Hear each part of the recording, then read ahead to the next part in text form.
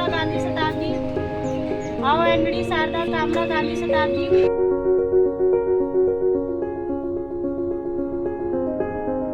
रात कोई ड्राइवर नहीं मिला तो मैंने खुद नहीं चलाना शुरू किया कि अगर लेडीज़ कुछ चाहे तो बहुत कुछ कर सकती है। ऐसा मत सोचो कि हम नहीं सीख पाएंगे, नहीं हमारे से तो टू व्हीलर भी नहीं आती। मैंने कहा नहीं, डर अगर मन में है तो कुछ नहीं कर पाओगे। जब हमने चलाना शुरू किया तो हमने भी मतलब ये नहीं देखा कि पीछे क्या करेंगे, लोग बाग हंसेंगे, क्या करेंगे, नहीं। जब हमने रिक्शा उठाया तो फिर चली दी। जब नारी में है शक्ति सारी तो फिर क्यों कहीं नारी को बेचारी। नमस्कार, आप देख रहे हैं हिमालय प्लस और मैं हूं आपके साथ दीपिका गौड़। आज हमारे साथ देहरादून की कुछ महिलाएं मौजूद हैं जो कि ई रिक्शा चालक हैं और आपसे जानेंगे कि आपको कैसे ये आइडिया आया कि मुझे ई रिक्शा चला के ही अपने परिवार का भरण पोषण करना है। रिक्शा चला के क्या है ना, दवाई कंपनी में जॉब करती थी, वहाँ पर तनख्वाह सही नहीं पड़ती थी। तो ई रिक्शे उस टाइम शोरूम में जगह जगह हो रहे थे तो हमने देखा हाँ रिक्शा, फिर हमने किराए पे निकलवाने के लिए सोचा कि किराए पे चलवाएंगे। लेकिन जब घर में लाके खुशी उसी मनाई गई और घर में खड़ा रहा, वो खड़ा रहा, कोई ड्राइवर नहीं मिला तो मैंने खुद नहीं चलाना शुरू किया। जैसे एक्टिवा चलाती थी ऐसे ही रिक्शा भी चलता है। तो मैंने जैसे ही चलाना शुरू किया हमने, तो घर में मम्मी को बिठा के, बहनों को बिठा के अपना चलाना शुरू कर दिया, एक दो सवारी ना। जब लगा कि हाँ ठीक हम चलाने लग गए, फिर हमने सवारी बिठा के फिर मतलब देहरादून की सड़कों पे दौड़ने लग गए। तो गुलिस्ता जी, सबसे पहले आपसे जानेंगे परिवार में कौन कौन लोग हैं और क्या करते हैं। परिवार में जैसे कि हम वैसे तो 6 बहनें थी और मम्मी है, और पापा की तो 2002 में डेथ हो गई थी। 5 बहनों की तो शादी हो चुकी है और मैं अनमैरिड हूँ। अच्छा, आप अनमैरिड हैं। मैं शादी नहीं करना चाहती। अच्छा, आप शादी नहीं करना चाहती। तो गुलिस्ता जी, जैसे कि आपने बताया कि आपको ये लगा कि आपको मतलब ई रिक्शा चला के ही परिवार का भरण पोषण करना चाहिए। जैसे आपने ई रिक्शा लिया तो इसके लिए आपको सरकार के द्वारा कोई सहयोग मिला? नहीं, सरकार के द्वारा तो कोई सहयोग नहीं मिला। हाँ ये है कि पता नहीं कब 2018 में शायद 19 में पुष्कर धामी जी ने ई रिक्शा बांटे थे ना, तो हमें पता भी नहीं था कि रिक्शे बट रहे हैं वो, तो हमने फॉर्म भी नहीं भरा, ना हमें पता चला कहाँ से फॉर्म भरे जाते। तो वो योजना भी जो मतलब महिलाओं के लिए मोदी सरकार ने या पुष्कर धामी जी ने निकाली थी, उसका भी हमें कोई लाभ नहीं मिला। रिक्शा भी हमारी मेहनत का था और ये ऑटो भी अब हमारी मेहनत का है। यानी कि आप देख सकते हैं कि साफ तौर पर कह सकते हैं कि जहाँ सरकार महिलाओं को सशक्त बनाने की बड़ी बड़ी बातें करती हैं और मंच से ही घोषणाएं की जाती हैं, लेकिन वो जो घोषणाएं हैं महिलाओं को सशक्त बनाने की, वो जन जन तक पहुंच नहीं पाती है।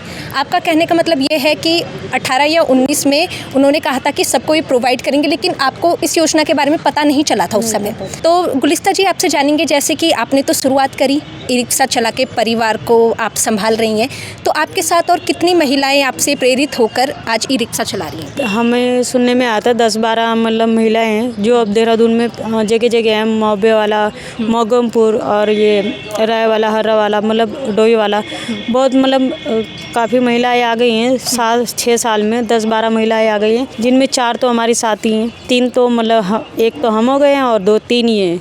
अच्छा, हम एमडी डालन वाला से चलती हैं चारों महिलाएं। आपसे जानेंगे कि जैसे कि लेडी ड्राइवर का अब आपको टैग भी मिल गया, तो कितनी खुशी होती है कि लेडी ड्राइवर? बहुत खुशी होती है, मतलब अपना आप में एक शक्ति मिलती है कि हाँ हम लेडीज़ है और हमें सपोर्ट करते हैं सब सवारी लोग ना, बहुत अच्छा लगता है। अब आपसे जानेंगे, आपका क्या नाम है?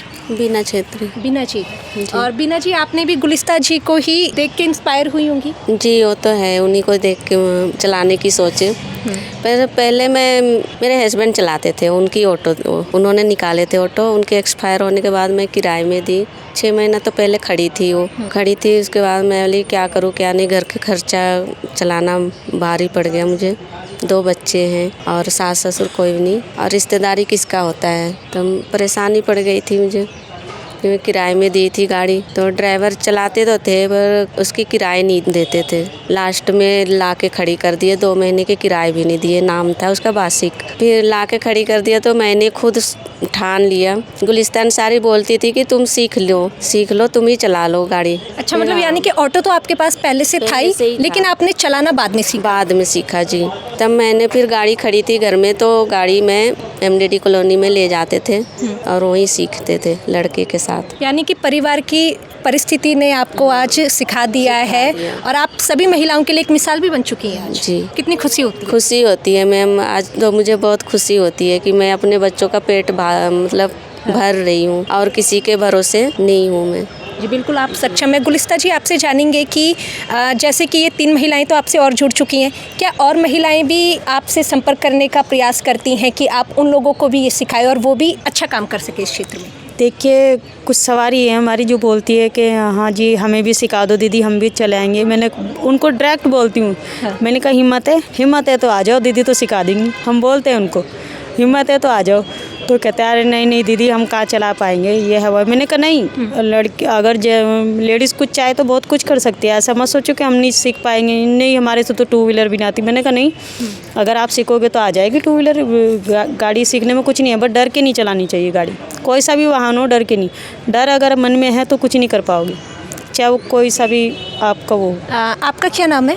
मेरा नाम साहिना सैफ़ी है। तो जैसे कि आप भी अब ई-रिक्शा चला रही हैं, तो परिवार का कितना सहयोग मिल रहा है आपको? मेरे तीनों बच्चों का सहयोग मुझे बढ़िया मिल रहा है। 2 बेटे 1 बेटी है। अच्छा चल रहा मेरा घर। और परिवार में और कौन कौन है?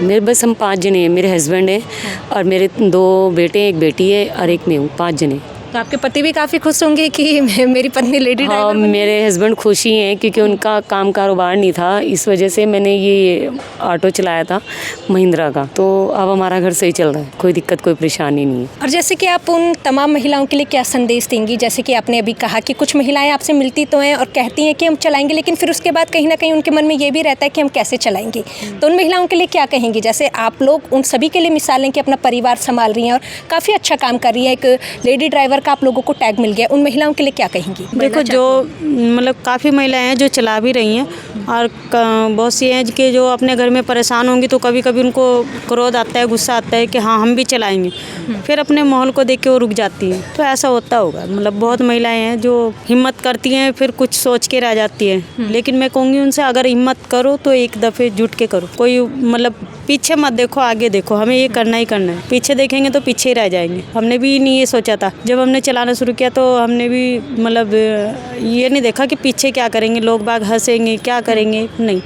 जब हमने रिक्शा उठाया तो फिर चली दी। और हंसी भी ऐसी बात नहीं है, बहुत आजकल क्योंकि देखो मॉडल फैशन चल रहा है, बहुत लड़कियां ऐसी हैं, दीदी रिक्शा चला रही है, दीदी ये कर रही है, दीदी वो कर रही है। तो बच्चे हैं, समझ जाएंगे, ऐसी बात नहीं है। लेकिन हमने हिम्मत करके अपना रिक्शा चलाना शुरू किया। जी बिल्कुल, जैसे कि आपने देखा कि ये तीनों महिलाएं उन सभी के लिए एक मिसाल हैं जो कि मतलब बढ़ चढ़ के सभी क्षेत्र में कार्य कर रही हैं। और मैं हमेशा कहती हूँ आप सभी से कि भारत की महिलाएं आज किसी भी क्षेत्र में पीछे नहीं हैं और हर क्षेत्र में अपना परचम लहरा रही हैं। तो ये तीनों महिलाएं उन सभी महिलाओं के लिए एक मिसाल भी हैं जो कुछ करना चाहती हैं। और इसी तरह की तमाम खबरों के लिए हमारे साथ हिमालय प्लस पे बने रहिए। देहरादून से मैं दीपिका गौड़ अपने सहयोगी हर्षित के साथ।